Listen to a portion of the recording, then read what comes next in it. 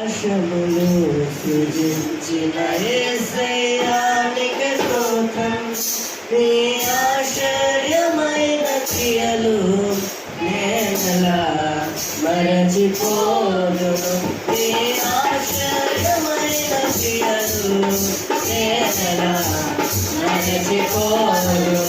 హల్లెలూయా హల్లెలూయా హల్లెలూయా హల్లెలూయా hallelujah hallelujah hallelujah hallelujah hallelujah hallelujah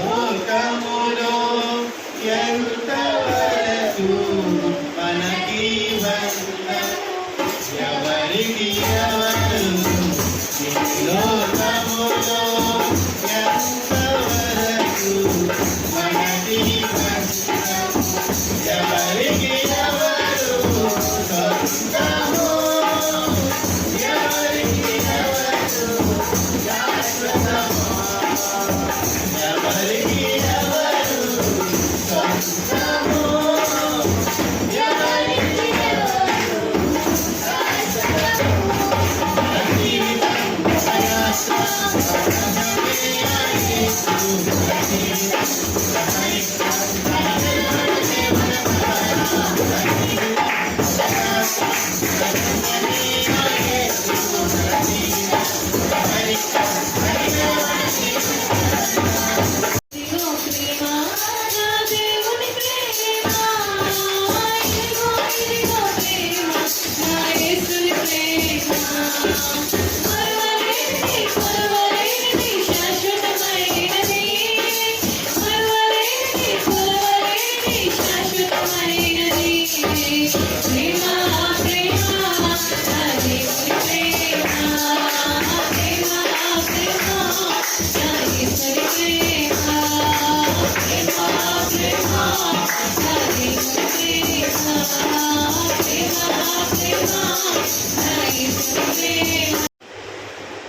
ఎప్పుడు విడిచిపెట్టాలి. ఎందుకంటే మనం తోడే ఉంటాడు.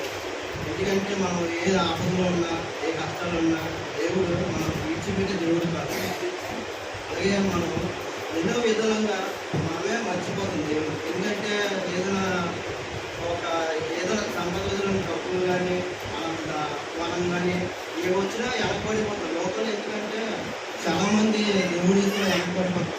ఎందుకంటే ప్రాణం ఉందన్నా వెనక రావడం ముందుకి రావడానికి ఇష్టపడతాం. ఎందుకంటే లోకంలో పడిపోతే లోక ఆసక్తులు వేరేగా ఉంటాయి. ఎందుకంటే లోకం చాలా డేంజర్. దేవుడు అందుకే అంటారు మనం ఎప్పుడైనా దేవుడి సన్నిధిలో ఒక దినం కట్టినా 7 దినాలు కడుతుంది.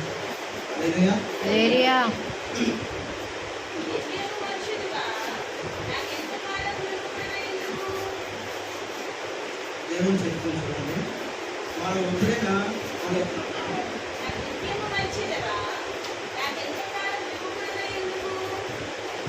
అంటే చాలామంది మనకి ఎక్కువ స్థితిలో కూడా ఉంటారు. అంటే మనం ఎక్కడికి వెళ్ళినప్పుడు ఏదైనా మీరు ప్రాణంకి వెళ్ళినప్పుడు ఏమో చాలామంది అడుగుతున్నారు ఎందుకు వెళ్ళిపోతాం ఈరోజు ఏదో ఉంది కదా అలా ఉంది కదా అంటారు. ఎందుకంటే కొంతమందికి ఇష్టం ఉండదు. అంటే ప్రాణంకి వెళ్ళాలని ఇష్టం ఉండదు. లోకాల్లోని వాళ్ళు కలిపేదమని వాళ్ళతో సేవించుకుని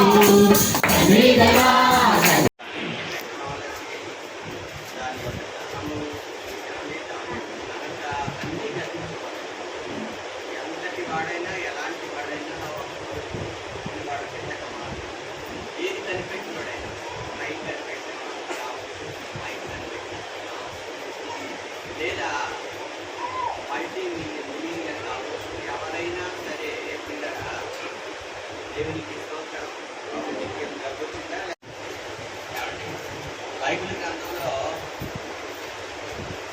గొప్ప గొప్ప రాజులు ఉన్నారు,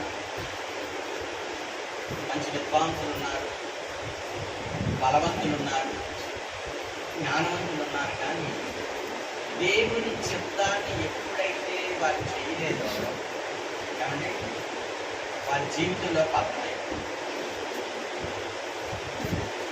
బైబిల్ గ్రంథంలో ఒక వ్యక్తి గురించి మనం చూసుకుంటే ఆ వ్యక్తి ఎంతో జ్ఞానవంతుడు. ఏమండి, అది ప్రసంగి గ్రంథం రాశాడు, సామెతల గ్రంథం రాశాడు, పరమగీతాలు రాశాడు. ఏమండి, అవన్నీ అతనివే. మరి అలాంటి వ్యక్తి దేవుడు ఏంటంటే ఆ వ్యక్తి కొరకు ఒక మంచి సాక్ష్యం ఇచ్చాడు దేవుడు. ఒక అన్నప్పుడు మనకి సాక్ష్యాలు ఉన్నాయి.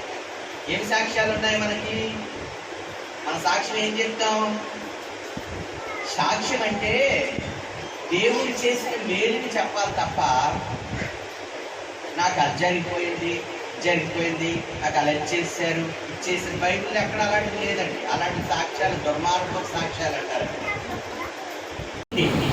హార్డ్గా ఉండే, కఠినంగా ఉండే పరిస్థితిని ఎప్పుడైతే తీసివేస్తా దేవుడికి లోబడతారో, దేవుడి వాక్యానికి లోబడతారో, అప్పుడు మీలోంచి ఆ కఠినత్వం పోయి సున్నితమైన మృదువైన స్వభావం మనకు వస్తుంది. మాంసపు గుండెని మీకు ఇచ్చేది. మాంసం ఎంత కనుక్కున్నారండి?